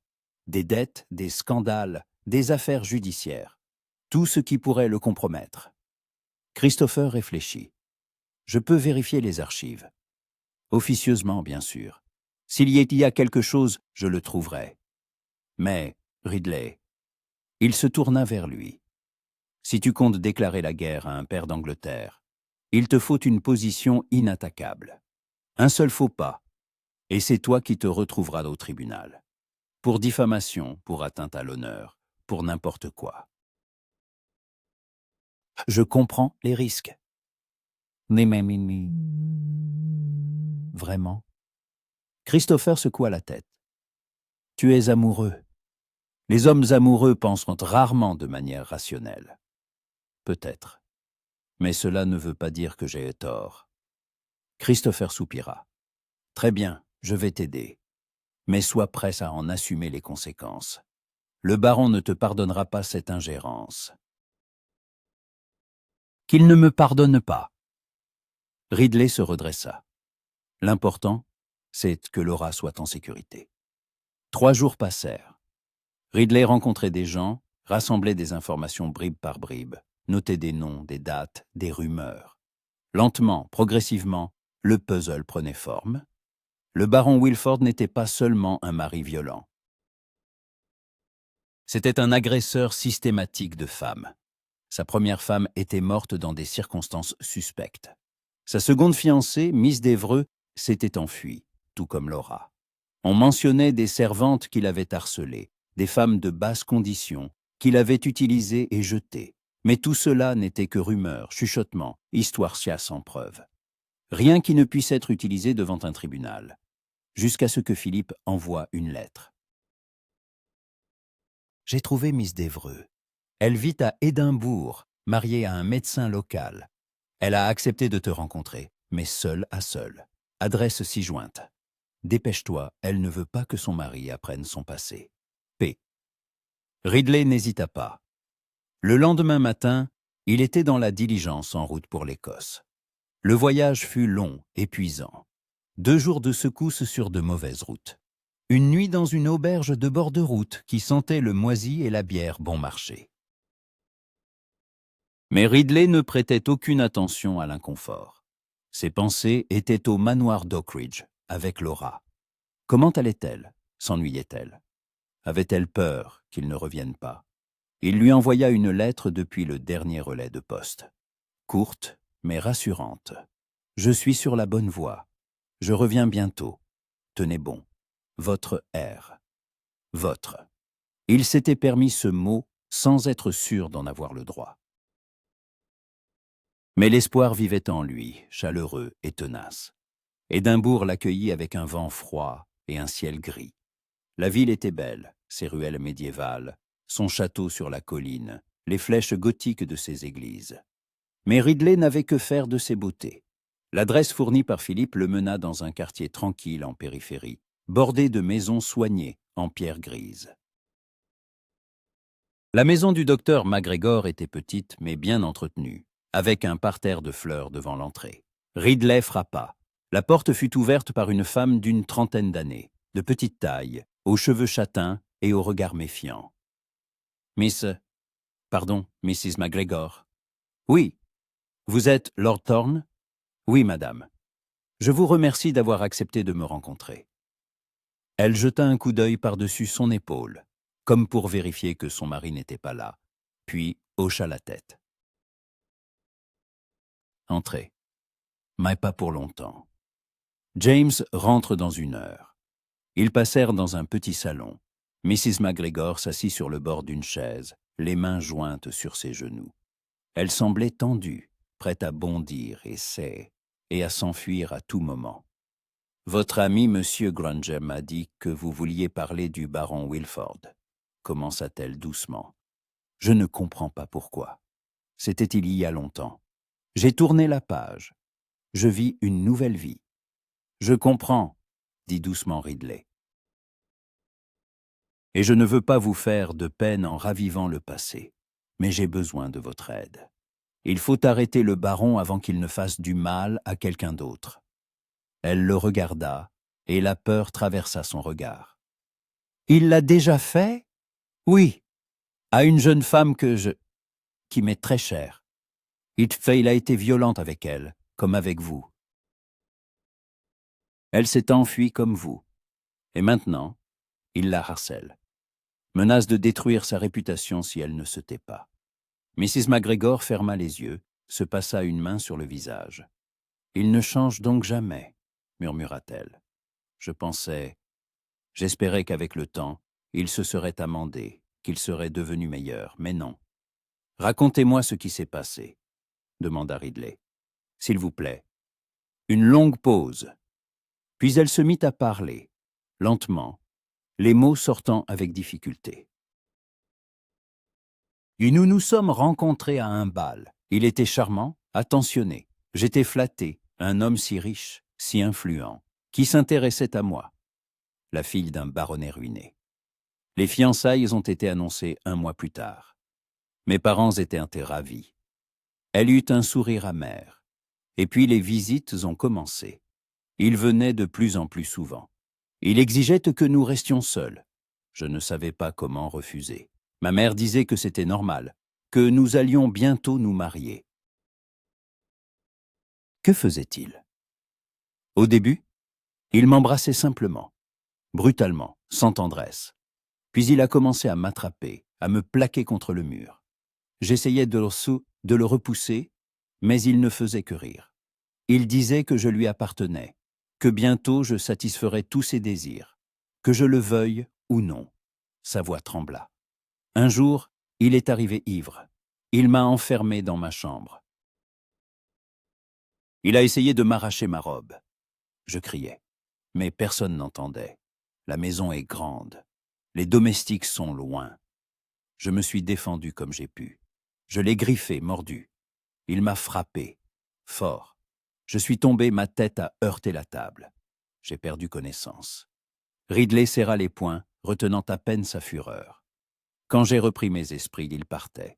Il a dit que je devais apprendre à être obéissante, qu'après le mariage, il me dresserait comme il se doit. Des larmes coulèrent sur ses joues. Le lendemain, j'ai dit à mes parents que je ne l'épouserais pas. Je les ai suppliés de rompre les fiançailles. Mon père a refusé. Il a dit que le contrat était signé, que le baron avait déjà payé, que le scandale détruirait notre famille. Alors j'ai compris, je n'avais pas le choix. Soit je m'enfuyais, soit je l'épousais et je mourais. Et vous vous êtes enfui. De nuit. Je n'ai pris que l'argent et les bijoux que je pouvais emporter. J'ai loué une calèche pour Liverpool, puis un bateau pour Édimbourg. Je me suis cachée ici pendant 6 mois, travaillant comme gouvernante, jusqu'à ce que je rencontre James. Il m'a sauvée, il m'a épousée, sachant que j'étais une fiancée en fuite. Il m'a donné une nouvelle vie. Elle regarda Ridley à travers ses larmes. Je ne veux pas la perdre. Je ne veux pas que le baron me retrouve. Je ne veux pas que James apprenne tous les détails de ce qui m'est arrivé. Il ne les apprendra pas, promit Ridley. Mais j'ai besoin que vous fassiez une déposition, écrite sous serment, sur le fait que le baron a été violent avec vous, qu'il vous a agressé, que vous vous êtes enfui pour lui échapper. Si je fais ça, il me détruira. Il trouvera un moyen. Pas si je le détruis en premier. Mrs. McGregor le regarda longuement, d'un air scrutateur. Et vous l'aimez vraiment, cette jeune femme, n'est-ce pas? Plus que ma vie? Elle essuya ses larmes, se redressa. Très bien, je ferai cette déposition, mais à une condition, que mon nom ne soit pas publié. Je ne veux pas que tout le monde sache. Votre nom ne sera pas publié, promit Ridley, mais le juge devra le connaître. Sinon, la déposition n'aura aucune valeur. Alors qu'il le sache, seulement le juge. Ridley sortit du papier et une plume de sa mallette. Écrivez tout ce dont vous vous souvenez. Les dates, les lieux, les détails. Plus il y aura de détails, mieux ce sera. Elle écrivit longtemps, la main tremblante, s'arrêtant plusieurs fois pour essuyer ses larmes. Mais finalement, le document fut prêt. 3 pages d'une écriture serrée, décrivant en détail la cruauté du baron Wilford. Ridley prit les papiers, les plia avec soin. « Je vous remercie, Mrs. McGregor. Vous êtes une femme très courageuse. »« Non, » dit-elle en secouant la tête. « La courageuse, c'est cette jeune femme dont vous parlez, celle qui est restée en Angleterre, qui l'affronte. Moi, je me suis enfui. Elle se bat. Dites-lui que je l'admire, et qu'elle n'est pas seule. » Ridley hocha la tête, sentant une boule se former dans sa gorge. « Je lui dirai. » Le retour à Londres fut plus rapide. Ridley était pressé. Il ressentait une inquiétude, une anxiété vague qu'il ne pouvait expliquer. Quelque chose n'allait pas. Il le sentait instinctivement. À Londres, une lettre de Sir Henry l'attendait. Ridley déchira l'enveloppe avec des mains tremblantes et lut « Cote, 7-1 ». Ridley froissa la lettre dans son poing. Le baron avait déclenché la guerre le premier. Il n'avait pas attendu, ne leur avait pas laissé le temps de rassembler des preuves. Il avait frappé publiquement, essayant de salir la réputation de Laura avant qu'elle ne puisse se défendre. Mais Ridley avait maintenant une arme. La déposition de Mrs. McGregor, les informations recueillies par Philippe, les relations de Christopher. Était-ce suffisant? Il ne le savait pas, mais cela devait suffire, car il n'y avait pas d'alternative. Il se mit à écrire une réponse. Peikatumea, il scella la lettre, l'envoya par un courrier express et commença à faire ses bagages. La guerre avait commencé, et il était prêt à se battre jusqu'au bout, pour Laura, pour la vérité, pour le droit de l'aimer sans peur ni honte. Le baron Wilford se trompait s'il pensait pouvoir les réduire au silence. Le silence était terminé. C'était maintenant au tour de la vérité de parler. Ridley rentra au manoir d'Oakridge Dare dans la soirée, alors que la maison était déjà plongée dans la pénombre. Seules les quelques fenêtres s'étaient éclairées, projetant des lueurs chaudes sur les pierres de la façade, mouillées par la pluie. Le majordome l'accueillit à la porte, avec un soulagement évident. « Milord, quelle joie de vous revoir! Sir Henry a demandé à être prévenu de votre arrivée dès que possible. Comment va Miss Hutchins ?» Le majordome hésita. « Elle tient bon, milord. Mais ces derniers jours ont été difficiles pour elle. Après la publication dans le journal, plusieurs lettres sont arrivées, désagréables. » Ridley serra la mâchoire. « Où est-elle maintenant ?»« Dans la bibliothèque, milord. Elle y passe souvent ses soirées depuis votre départ. » Ridley se dirigea vers la bibliothèque sans même ôter son manteau de voyage. La porte était entr'ouverte, laissant filtrer la lumière de la cheminée. Il poussa la porte et s'immobilisa sur le seuil. Laura était assise dans un grand fauteuil près du feu, recroquevillée sur elle-même, un livre sur les genoux. Mais elle ne lisait pas. Elle fixait les flammes, les bras enroulés autour d'elle.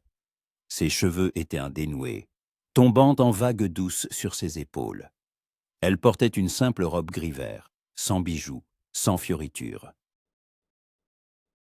Et elle était magnifique, non pas de cette beauté froide et mondaine que l'on chante dans les poèmes, mais de la beauté vivante et vulnérable d'une personne qui a traversé la douleur sans se briser.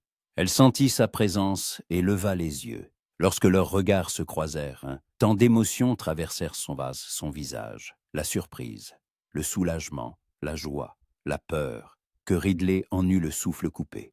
« Tu es revenu » murmura-t-elle en se levant du fauteuil. « Je te l'avais promis. » Elle restait là comme si elle n'osait pas s'approcher, les poings serrés. « J'avais peur que tu ne reviennes chez le pas. Que le baron ait fait quelque chose. Que tu aies changé d'avis. Que... » Ridley traversa la pièce en 3 grandes enjambées et la prit dans ses bras, fortement, désespérément, comme s'il craignait qu'elle ne disparaisse s'il la lâchait. « Je reviendrai toujours » dit-il d'une voix rauque dans ses cheveux. « Toujours. Quoi qu'il arrive. Tu comprends ?» Laura passa ses bras autour de son cou, enfouissant son visage dans son épaule. Il la sentait trembler, retenir ses larmes. « Tu m'as manqué » avoua-t-elle doucement. « Je ne pensais pas que tu me manquerais. Mais chaque jour sans toi était vide. » Ridley s'écarta juste assez pour la regarder en face. Il passa son pouce sur sa joue, essuyant une larme solitaire. « Toi aussi tu m'as manqué. Chaque minute. » Ils restèrent ainsi, se regardant, et le monde autour d'eux sembla cesser d'exister. Il n'y avait que la cheminée, le crépitement du bois, la chaleur de leur proximité. « J'ai lu la lettre de ton père », dit enfin Ridley, « à propos de la publication du baron. Des lettres qui sont arrivées après. Puis-je les voir ?» Laura s'écarta, s'approcha du bureau et sortit plusieurs enveloppes d'un tiroir. Elle les lui tendit. « Voilà, lis si tu veux. Mais je te préviens, elles sont immondes. » Ridley ouvrit la première lettre. Elle était écrite d'une écriture négligée, manifestement masculine. Folle dévergondée. Comment oses-tu accuser un homme respectable de t'avoir fait ce que tu désirais toi-même? Tout le monde sait que tu as traîné dans les Porces pendant 2 ans. Combien de marins as-tu servi? Combien t'ont payé pour tes services? Le baron a eu raison de te rejeter. Tu es indigne de porter le nom de lady. Ridley sentit son sang bouillir. Il déchira la lettre en 2 et la jeta dans la cheminée. « Ne lis pas les autres » demanda doucement Laura. « Les sources sont toutes plus ou moins pareilles. Certains que me traitent de menteuse, d'autres de femme déchue, d'autres encore me souhaitent simplement la mort. Qui sont ces gens? Je ne sais pas. Toutes les lettres sont anonymes. Mais je suis sûr que le baron est derrière tout ça. Il a dit qu'il me détruirait. C'est ce qu'il est en train de faire. » Ridley lui prit les mains. « Il ne te détruira pas, parce que j'ai trouvé ce qu'il faut pour l'arrêter. » Les yeux de Laura s'écarquillèrent. « Quoi exactement? » Une autre victime. Une femme qui était sa fiancée il y a 7 ans. Elle aussi s'est enfuie. Elle aussi craignait pour sa vie. Et elle a accepté de témoigner. Laura porta une main à sa bouche. « C'est vrai. Tu as des preuves. » « Oui. Une déposition écrite, détaillée, datée. Elle a tout décrit, sa violence, ses agressions, la façon dont elle s'est défendue. C'est presque une copie conforme de ce qu'il t'a fait. Pourquoi s'est-elle tue pendant toutes ces années? Pour la même raison que toi. La peur, la honte, la conviction que personne ne la croirait.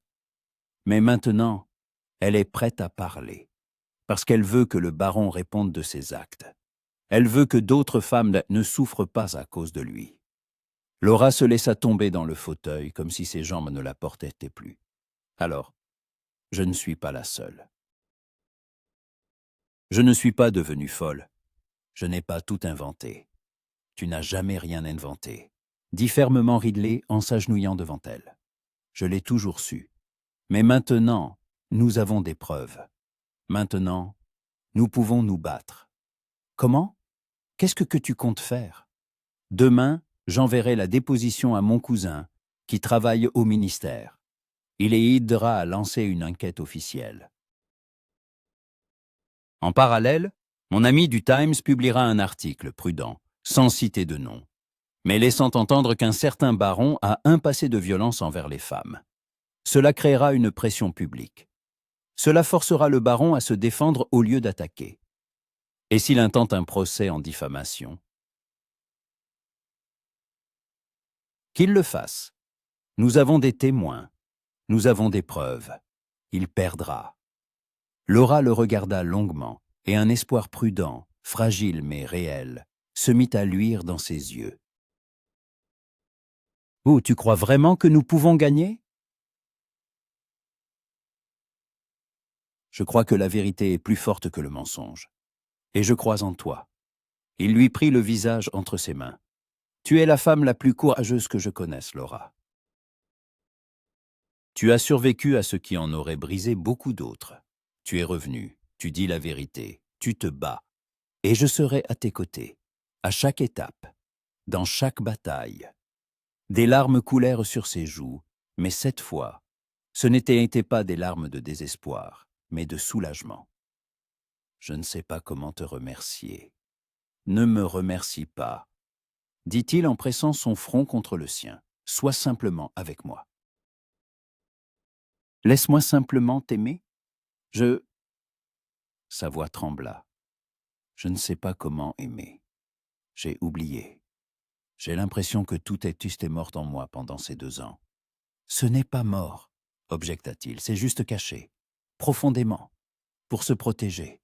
Mais je t'aiderai à le retrouver, si tu me le permets. Laura ferma les yeux. De nouvelles larmes roulèrent sur ses joues. J'ai peur. Peur que si j'ouvre mon cœur, on me blesse à nouveau. Je ne te blesserai pas, promit Ridley. Jamais. Même si cela devait me coûter la vie.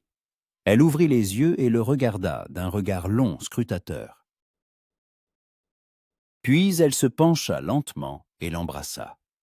Le baiser était timide, hésitant, comme si elle réapprenait à faire confiance. Mais il y avait de la tendresse, de la gratitude, le début de quelque chose de nouveau. Ridley répondit avec précaution, sans se presser, lui laissant du temps, de l'espace. Ses mains glissèrent dans son dos, la rapprochant, mais sans exigence, sans brutalité, seulement de la chaleur. Seulement de l'attention. Quand ils se séparèrent, ils étaient tous les deux essoufflés. « Je ne suis pas prête. »« Pour plus, » murmura Laura. « Pas maintenant. Pardon. »« Ne t'excuse pas, » dit-il en l'embrassant sur le front. « Nous ne sommes pas pressés.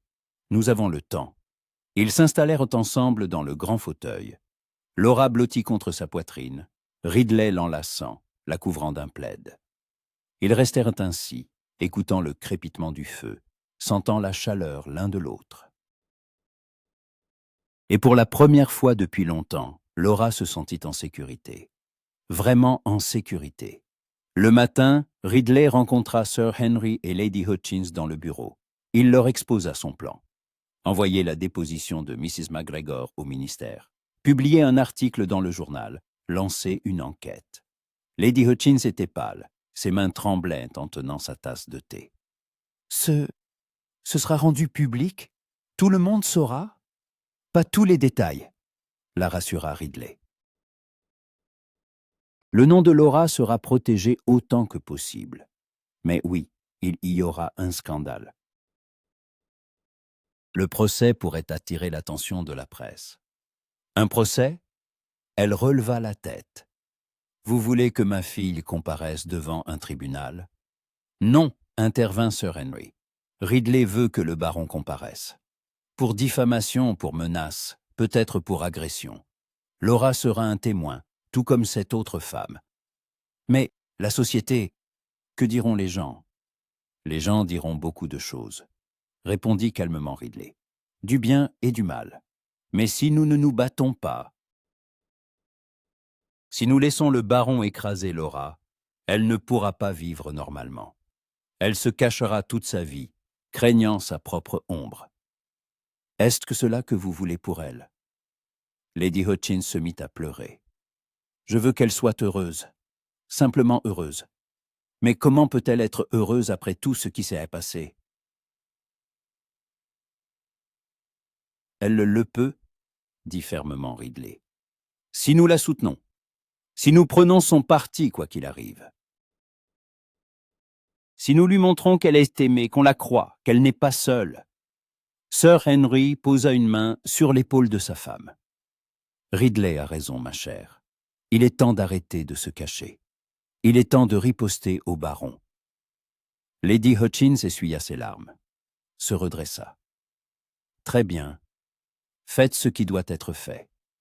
Mais, Lord Thorne, elle le regarda sérieusement. Promettez-moi de protéger ma fille. Quoi qu'il arrive.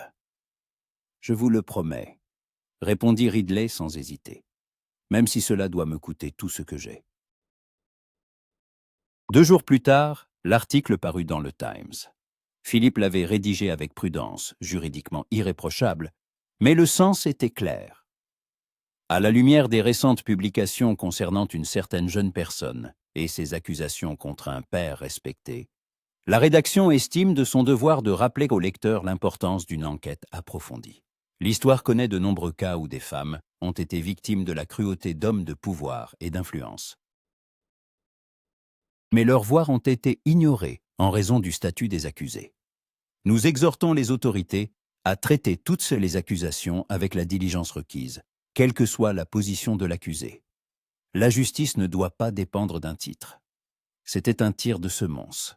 Pas une accusation directe, mais une allusion que tout lecteur instruit pouvait déchiffrer. La réaction fut immédiate. Le baron Wilford se présenta en personne à la rédaction du Times, exigeant un démenti et menaçant de poursuite. Philippe le reçut calmement et lui proposa de faire un commentaire officiel, si le baron estimait que l'article le concernait.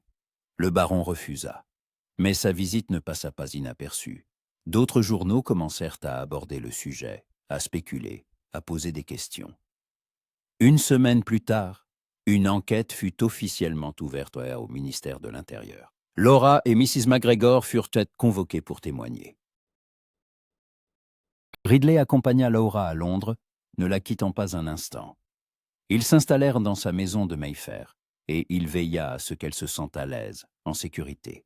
La veille du jour où elle devait témoigner, ils étaient assis dans sa bibliothèque. Laura était pâle, ses mains tremblaient en tenant sa tasse de thé. « J'ai peur, avoua-t-elle, peur de ne pas pouvoir parler, que les mots restent coincés dans ma gorge. » Qu'ils ne me croient pas. Ils te croiront, dit Ridley, assis à côté d'elle, tenant sa main libre. Tu as du soutien, la déposition de Mrs. McGregor. Mon cousin était de ton côté. Le juge est un homme honnête. Et si le baron vient, s'il est là, il ne pourra pas assister à la déposition. C'est une audience à huis clos. Il n'y aura que le juge, le greffier et ton avocat. Tu seras là? J'attendrai derrière la porte. Et dès que tu sortiras, je te prendrai dans mes bras et je te dirai que je suis fier de toi. Parce que ce que tu fais demande un courage incroyable. Laura pose sa tête sur son épaule. Sans toi, je n'y arriverai pas. Si tu y arriverais, objecta-t-il. Tu es plus forte que tu ne le penses. Mais je suis heureux de ne pas avoir à le prouver. Heureux de pouvoir être à tes côtés. Et ils restèrent assis en silence, et Ridley sentit peu à peu sa respiration se régulariser, ses muscles se détendre. Elle lui faisait confiance, entièrement, inconditionnellement, et il ne la décevrait pas, jamais. Le lendemain, Laura témoigna. Elle parla pendant plus d'une heure, lentement, avec des pauses, pleurant parfois, mais sans s'arrêter. Elle raconta tout, la cruauté du baron, ses menaces, sa fuite, sa clandestinité, son combat pour la survie. Le juge écouta attentivement, prenant des notes, posant des questions pour clarifier certains points. Quand Laura eut terminé, il ôta ses lunettes et la regarda longuement.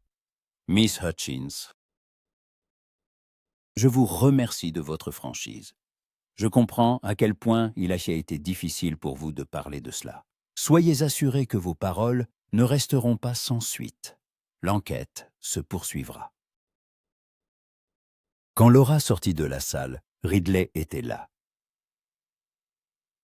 Comme il l'avait promis, il la prit dans ses bras et elle fondit en larmes, de soulagement, de fatigue et du fait d'avoir enfin dit la vérité à voix haute et d'avoir été entendue.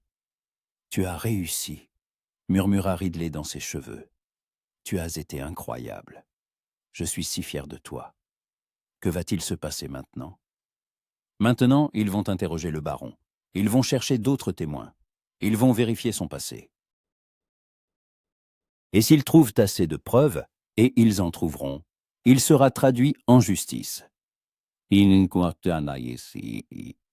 s'ils n'en trouvent pas, ils en trouveront, dit fermement Ridley, parce que la vérité est de notre côté, et la vérité finit toujours par triompher. Peut-être pas tout de suite, mais à la fin, toujours. Laura se serra plus fort contre lui, et il sentit son cœur battre, rapidement, craintivement, mais avec ténacité. Elle avait survécu, elle s'était battue, elle avait dit la vérité. Et il serait à ses côtés, quoi qu'il arrive ensuite. Parce que l'amour, ce n'est pas seulement le romantisme et la passion. L'amour, c'est être là quand c'est difficile. L'amour, c'est croire quand tout le monde doute. L'amour, c'est se battre pour quelqu'un, même si le monde entier est contre. Et Ridley Thorne était prêt à se battre jusqu'au bout. 3 semaines passèrent. 3 semaines d'attente, d'anxiété, d'espoir et de peur. 3 semaines pendant lesquelles le ministère menait son enquête, interrogeait les témoins, fouillait dans le passé du baron Wilford. Ridley et Laura retournèrent au manoir d'Oakridge. Mais la vie ne reprit pas son cours tranquille. Chaque jour apportait des nouvelles, parfois encourageantes, parfois effrayantes. Le baron engagea les meilleurs avocats de Londres. Il nia publiquement toutes les accusations, traitant Laura et Mrs. McGregor de menteuses, et exigea qu'un procès pour diffamation soit intenté contre elles. Ses amis au Parlement prirent sa défense, et plusieurs journaux publièrent des articles mettant en doute les témoignages des femmes. Mais d'autres voix se firent entendre. Philippe continua de publier des articles dans le Times, soulevant prudemment, mais avec insistance, la question de la violence envers les femmes. Plusieurs dames influentes de la haute société firent des déclarations soutenant le droit des femmes à parler de la violence sans craindre d'être accusées de diffamation. Et surtout, de nouveaux témoins apparurent. Une servante qui avait travaillé chez le baron 10 ans plus tôt avoua avoir vu des bleus sur le corps de sa première femme. Le médecin qui avait examiné le corps de feu. Lady Wilford trouva le courage d'admettre que la cause de la mort n'était peut-être pas seulement la fièvre. Il y avait des signes de strangulation, mais on l'avait forcée à se taire. Une autre femme, la fille du vicaire d'un village proche du domaine du baron, raconta que 20 ans plus tôt, alors qu'elle était jeune, le baron avait tenté de la violer dans les bois. Elle s'était défendue, s'était enfuie, mais n'en avait jamais parlé à personne, craignant de ne pas être crue. Lentement, douloureusement, le puzzle se reconstituait. Le baron Wilford n'était pas seulement un mari violent. C'était un prédateur qui, pendant des décennies, avait chassé les femmes, utilisant sa position et son pouvoir pour échapper à la justice. Laura changeait à vue d'œil. Chaque jour, chaque nouveau témoignage prouvant qu'on la croyait, qu'elle n'était pas seule. Quelque chose se dégelait en elle. Le vide dans ses yeux laissait place à un espoir prudent. Elle commença à sourire. Pas largement, pas nonchalamment, mais à sourire. Elle passait de plus en plus de temps avec Ridley. Ils se promenaient dans le parc, lisaient ensemble dans la bibliothèque, discutaient jusqu'à tard dans la nuit près de la cheminée. Progressivement, jour après jour, elle lui raconta les 2 années qu'elle avait passées en fuite. Comment elle avait travaillé comme couturière à Londres, cachant son visage sous une capuche, craignant d'être reconnue. Comment elle avait vécu chichement, se privant même de pain pour économiser de l'argent pour s'enfuir. Comment elle avait déménagé à Bristol, trouvé du travail dans une taverne, supporté la grossièreté des marins ivres parce qu'elle n'avait pas le choix. Cette nuit où l'un des clients avait tenté de forcer la porte de sa chambre. Comment elle s'était défendue avec un couteau, l'avait blessée, puis s'était enfuie, craignant d'être arrêtée pour agression. Comment elle avait erré dans les rues, dormi sous les ponts, souffert de la faim, jusqu'à ce qu'elle ait assez d'argent pour acheter un billet de diligence pour rentrer chez elle. « Je ne savais plus où aller », disait-elle en regardant le feu. J'étais fatigué de fuir, fatigué de me cacher. Je me suis dit que si je revenais, si je demandais pardon, il me reprendrait Ian peut-être. Même si le baron me poursuivait, même si la société me rejetait, au moins, mes parents en seraient là. « Ils sont là », dit doucement Ridley. « Ton père regrette de ne pas t'avoir écouté à l'époque. Ta mère t'aime, même si elle l'exprime étrangement. Et je suis là, toujours. » Laura se tourna vers lui, des larmes brillant dans ses yeux.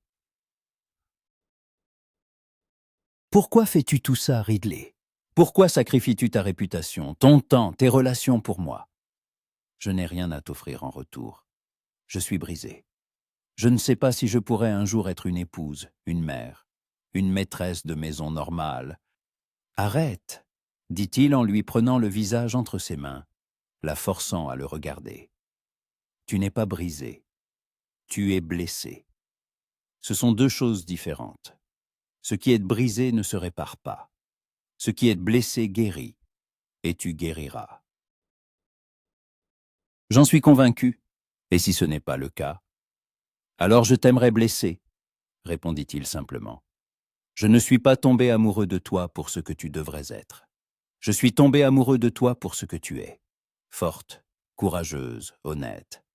Et si tu ne redeviens jamais la jeune fille insouciante que tu étais il y a 3 ans, peu importe. J'aimerais la femme que tu es devenue. Celle qui a traversé l'enfer et qui est restée humaine. Laura éclata en sanglots, bruyants, désespérée, libérant toute la douleur, toute la peur, tout le désespoir qu'elle avait accumulé. Ridley la serra contre sa poitrine, lui caressant le dos, l'embrassant sur le sommet du crâne, murmurant des mots apaisants et insensés. Et peu à peu, les sanglots s'apaisèrent, se transformant en un léger hoquet, puis en une respiration saccadée. « Si je t'aime », murmura Laura contre sa chemise. Je ne savais pas que je pouvais encore aimer. Aimer. Je pensais avoir désappris. Mais je t'aime, si fort que ça me fait peur. Ridley se figea, son cœur battait si fort qu'il semblait vouloir sortir de sa poitrine. « Répète », demanda-t-il d'une voix rauque. Laura leva son visage, le regardant à travers ses larmes. « Je t'aime, Ridley Thorne. Je t'aime pour ta gentillesse, pour ta patience, pour m'avoir cru quand personne ne me croyait, pour te battre pour moi alors que je ne l'ai pas demandé, pour voir en moi non pas une victime, mais une personne. Je t'aime, et c'est la seule bonne chose qui me soit arrivée ces 3 dernières années. »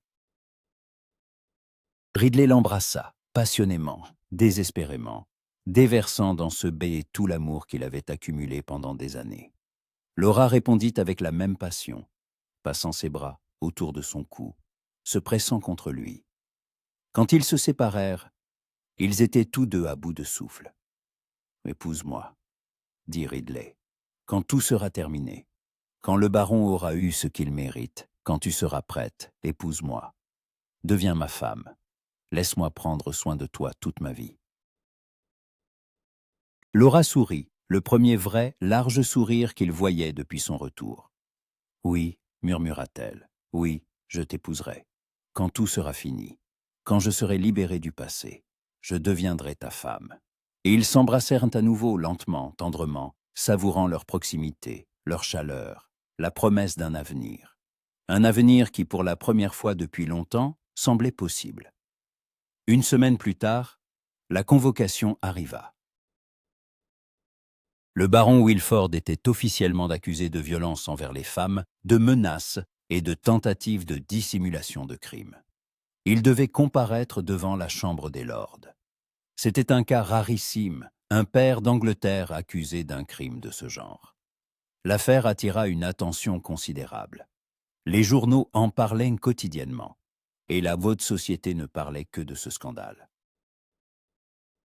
Certains soutenaient le baron, des hommes riches et influents qui voyaient dans ces accusations une menace à leur propre impunité.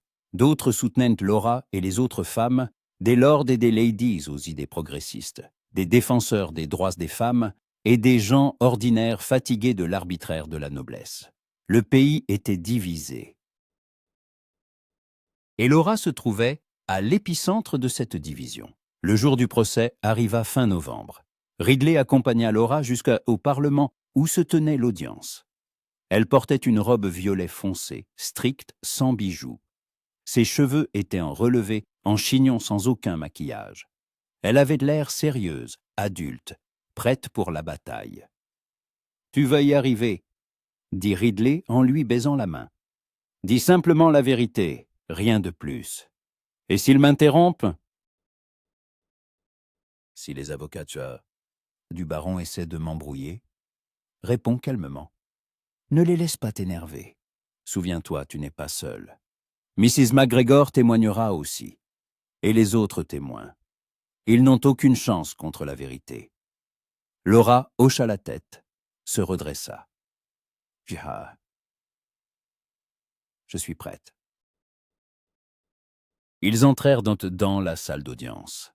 Elle était immense, avec de hauts plafonds, des rangées de bancs où siégeaient les lords juges en perruque et en robe. Au centre, le banc des accusés, où était assis le baron Wilford, palme et la tête haute.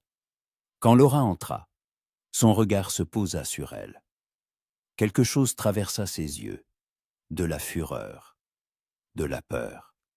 Mais il se ressaisit rapidement. Laura fut conduite à la barre des témoins. Elle s'assit, posa ses mains sur ses genoux, releva le menton. Le président du tribunal, le lord chancelier, un homme âgé à la barbe grise, frappa de son marteau. L'audience est ouverte. Affaire du baron Wilford. Chef d'accusation. Violence, menace, dissimulation de crime. Premier témoin. Miss Laura Hutchins. Laura se leva, s'approcha de la barre. Elle posa la main sur la Bible et prêta serment. Je jure de dire la vérité, toute la vérité, et rien que la vérité. Miss Hutchins, commença le procureur, un jeune avocat au visage déterminé. Veuillez raconter à la cour vos relations avec le baron Wilford. Laura prit une profonde inspiration et commença à parler. Elle raconta tout, les fiançailles, le changement de comportement du baron après l'annonce, la violence, les menaces. Cette nuit dans la bibliothèque. Elle parlait calmement, clairement, sans hésiter, bien que ses mains tremblassent. Quand elle eut terminé, l'avocat du baron, un homme grand au nez aquilin, se leva.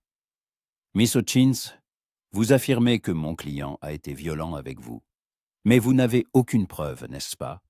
Personne n'a vu ces prétendues agressions. » « Cela se passait en privé, » répondit fermement Laura. « Il y veillait. » « Mais j'ai des cicatrices. » Elle releva sa manche, montrant son poignet. « Voici les marques de ses doigts.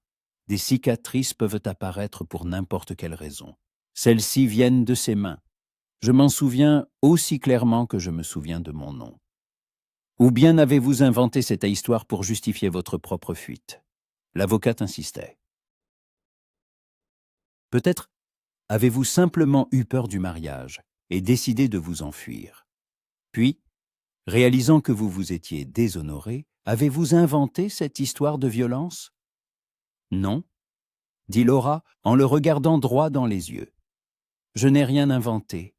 Je me suis enfuie parce que je craignais pour ma vie.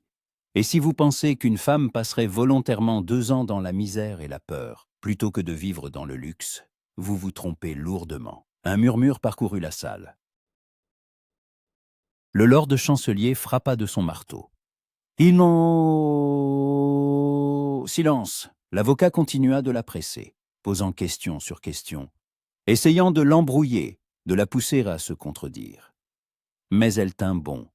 Elle répondit clairement, sans se laisser déstabiliser. Quand son interrogatoire fut terminé, elle retourna à sa place. Ridley croisa son regard à travers la salle, et il y avait tant de fierté, tant d'amour dans ses yeux, qu'elle sentit ses forces revenir.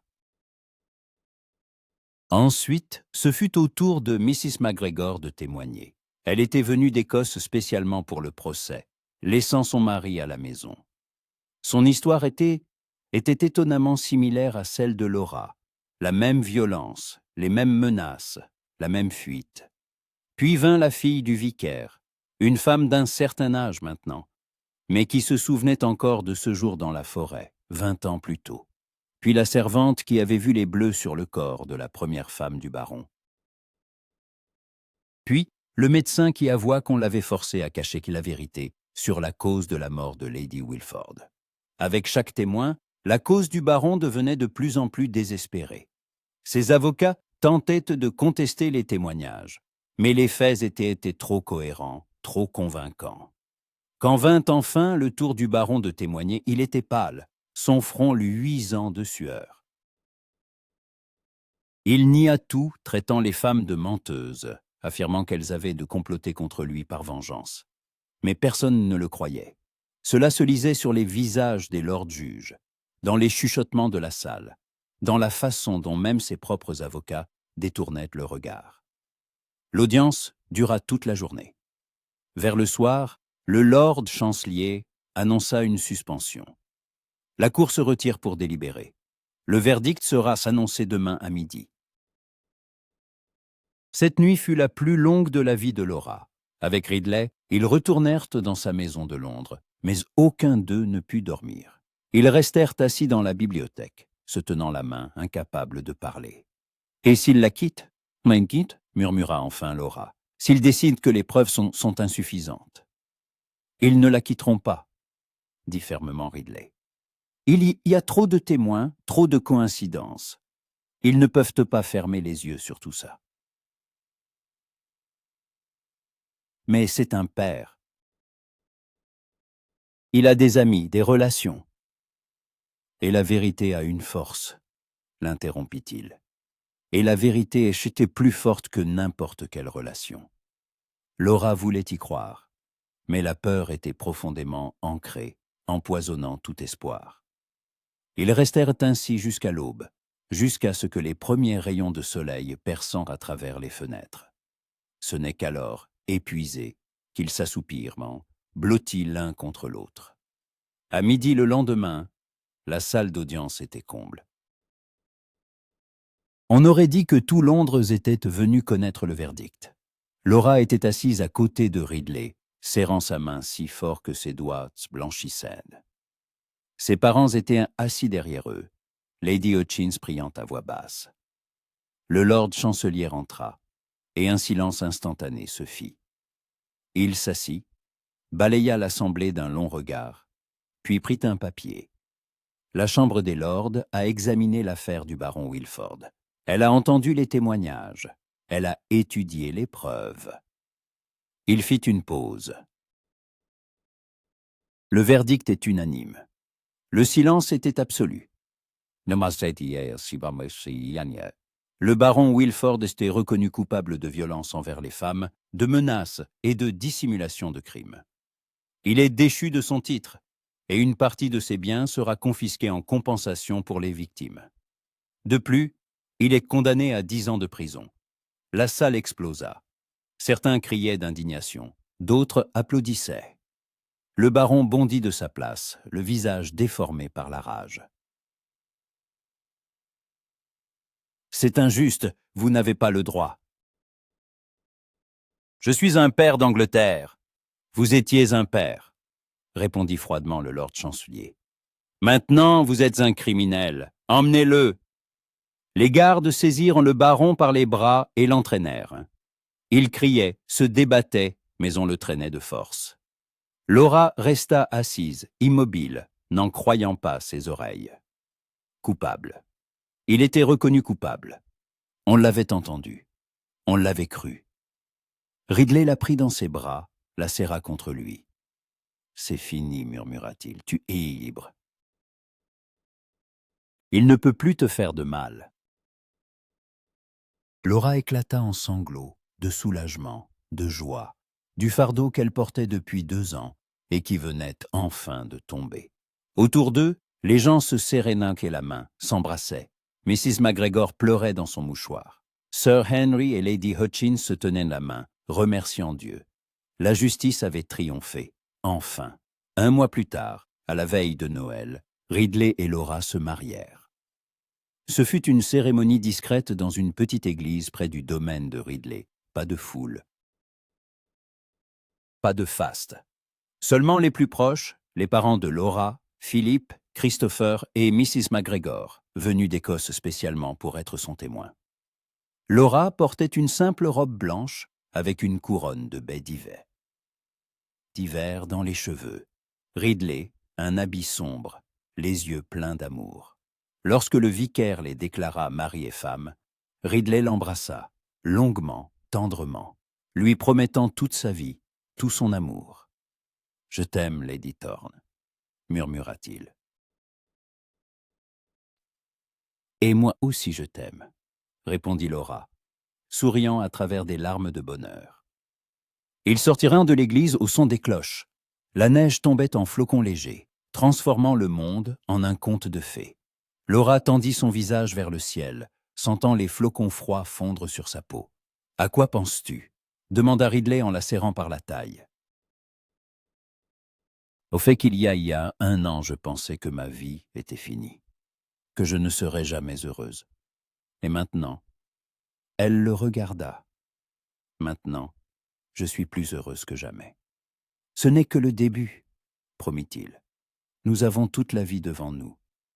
Toute la vie, répéta-t-elle. Et ces mots sonnaient comme une prière, une bénédiction.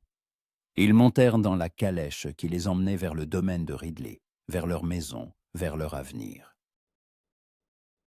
Derrière Bennet restait le passé, la douleur, la peur, les ténèbres. Devant, il y avait tout le reste, l'amour, l'espoir, la lumière. Laura se blottit contre Ridley, sentant la chaleur de son corps, la force de son étreinte. Et pour la première fois depuis des années, elle se sentit en parfaite sécurité. Non pas parce que le danger n'existait plus, mais parce qu'elle n'était plus seule. À ses côtés se trouvait un homme qui l'aimait non pas pour sa beauté, non pas pour sa perfection, mais pour avoir traversé l'enfer et être restée humaine.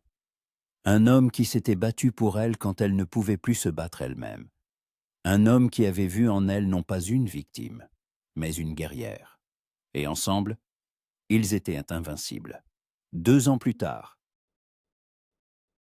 Laura se tenait à la fenêtre de sa chambre, au domaine de Thorne, regardant le jardin inondé de soleil estival. Derrière elle, dans un berceau, un bébé gazouillait doucement, une petite fille aux yeux bruns de son père et au menton obstiné de sa mère. La porte s'ouvrit et Ridley entra. Il s'approcha, enlaça sa femme par derrière et l'embrassa dans le cou.